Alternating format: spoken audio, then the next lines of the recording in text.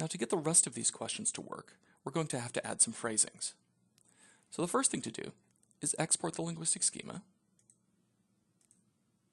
and save it. There we go. And now we can open it in any text editor. I'm using Visual Studio Code with a YAML plugin so that I can get syntax highlighting and schema validation. So let's take a look at what Q&A generated automatically.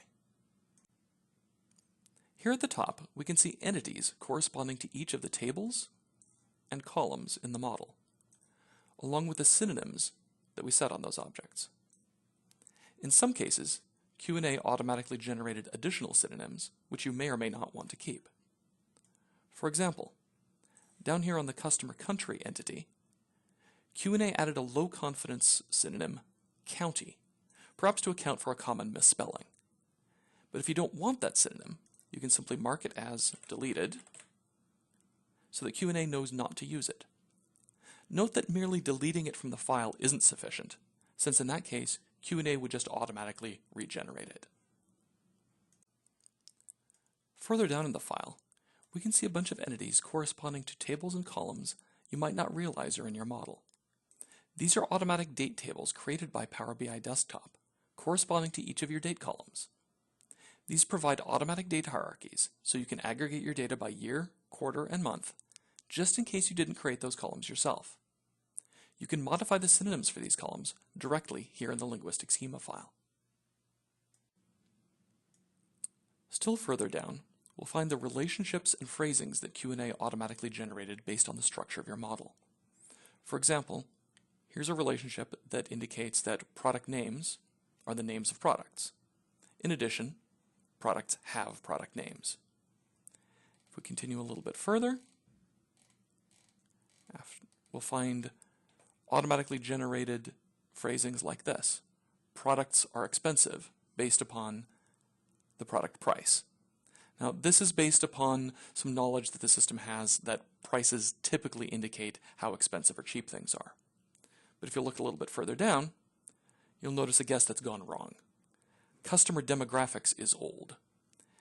Based upon the age column, Q&A guessed that age indicates how old or young something is. But since the age column is in the customer demographics table, it guessed that it applied to customer demographics, not to customer. So we're going to want to fix that. So the first thing we need to do is mark this relationship as deleted so that it will not automatically regenerate it. We should also mark each of the phrasings as deleted. And instead, we want this to be related to customer. So I'm going to go ahead and copy this so that I don't have to do quite as much typing, and then modify it here. So customer is old. The information for that is actually in the customer demographics table, so we do not need to change the binding. We don't need to say state is deleted. The subject of that is customer. Old and young are correct. The measurement is correct. Those don't need to be deleted, and we don't need to apply a weight because we know that this relationship and these phrasings are correct. Same thing there. And customer has an age. Excellent. As we continue on through the file, we can see other relationships and phrasings that Q&A guessed. For example, orders are ordered on order dates, or customers are in cities. Now this one's based upon the fact that we set the data category on the city column. Since we know that city is a geographic location, we can guess that it's related to the customer via the preposition in. So we continue down a little bit further. We can find simple X has Y phrasings like products have sizes. And those are attribute phrasings. Or product has quantity in stock.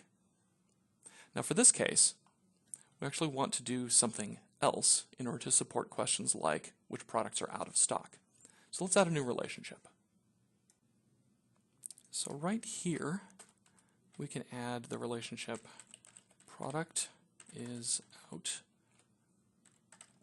of stock, and it is found in the products table. And it has one phrasing, which is an adjective phrasing. The subject of that is product, and the adjectives is just the one phrasal adjective out of stock. All right, so far so good.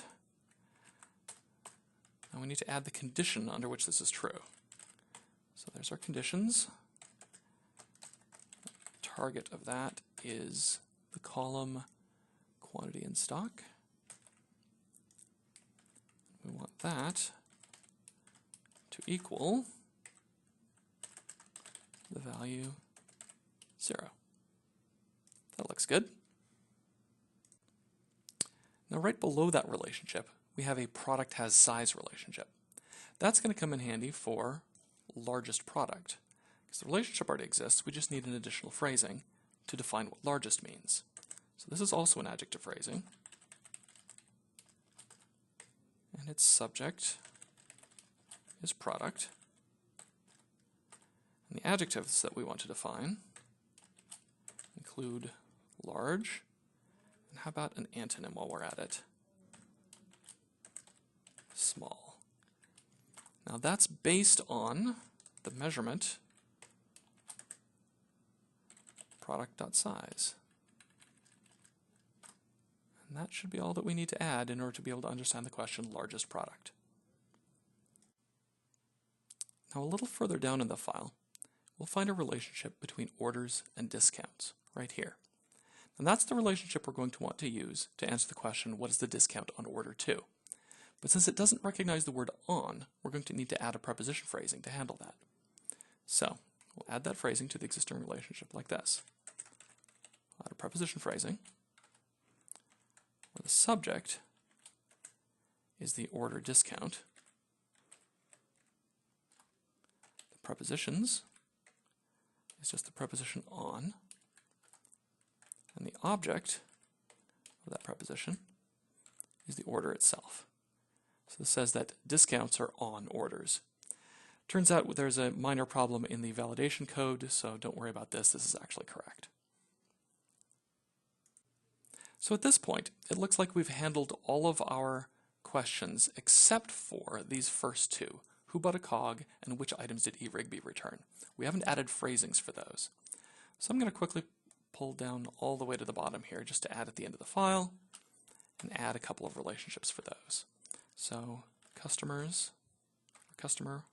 buys product would be the first one. And the binding for that is in the orders table.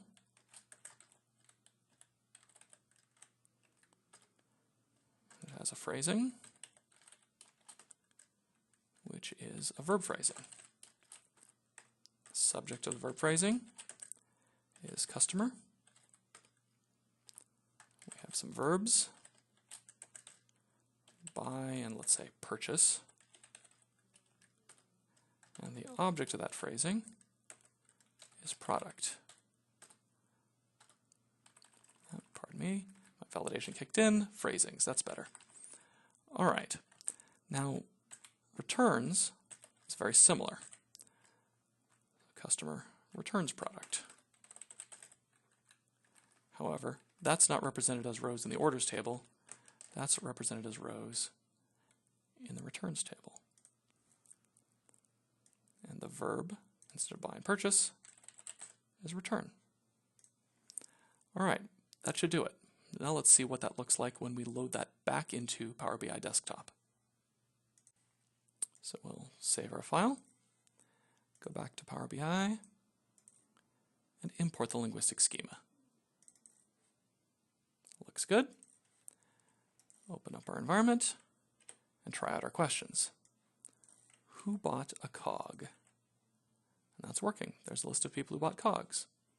Add that to our working questions list. How about which items did eRigby return? Great, eRigby returned a Bedister. Add that. How about who is the oldest customer? There we go, there's our list of customers sorted by age. eRigby's up at the top. Add that one. largest product. Those bedisters are pretty large. Add that.